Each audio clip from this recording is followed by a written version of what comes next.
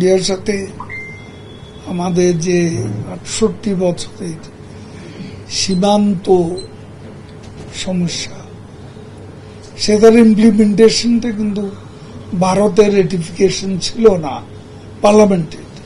Ceylon family ব্লেন্ডের কড়ালিকার আর সতেজ স্বাদের perfect ব্লেন্ডে স্বপ্নেরা মেলুক টানা।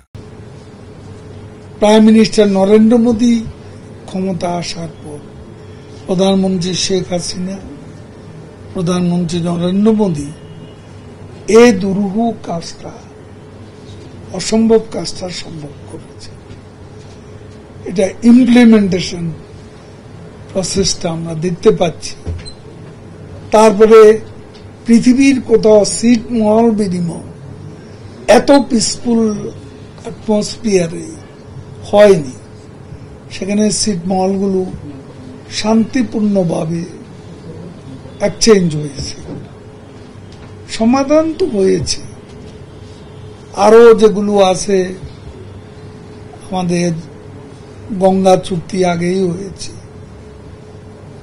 এখন আমরা তিস্তা আর ফেনী নদীর কথা সহ ভিন্ন নদীর পানি বন্টন নিয়ে বলি, সেগুলো আলাপ আলোচনার পর্যায়ে রয়েছে। আলোচনা হলে কি অগ্রগতি হয় সেটা দিকেও আমরা অবশ্যই চেয়ে থাকব।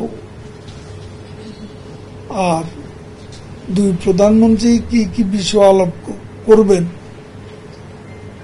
ওয়ান অন ওয়ানও আলোচনা হবে, আমি তো বলতে পারছি না। তিস্তা, সেখানে রাজ্য সরকারের একটা সাপোর্টের বিষয় আছে, ওদের অনুমোদন লাগে। তো সেটা তো ভারত সরকারের বিষয়, তারা তাদের রাজ্য সরকারকে এ ব্যাপারে সূচক অবস্থানে নিয়ে আসবে। এটা তো সেন্ট্রাল গভর্নমেন্ট, ফেডারেল গভর্নমেন্টের কাজ, ভারতের। এখন ভারতের কোন রাজ্য সরকারকে এ ব্যাপারে পার্সু করা, তাদের সাথে আমাদের তো আলোচনার কোন সুযোগ নেই। দেখা যাক কি হয়।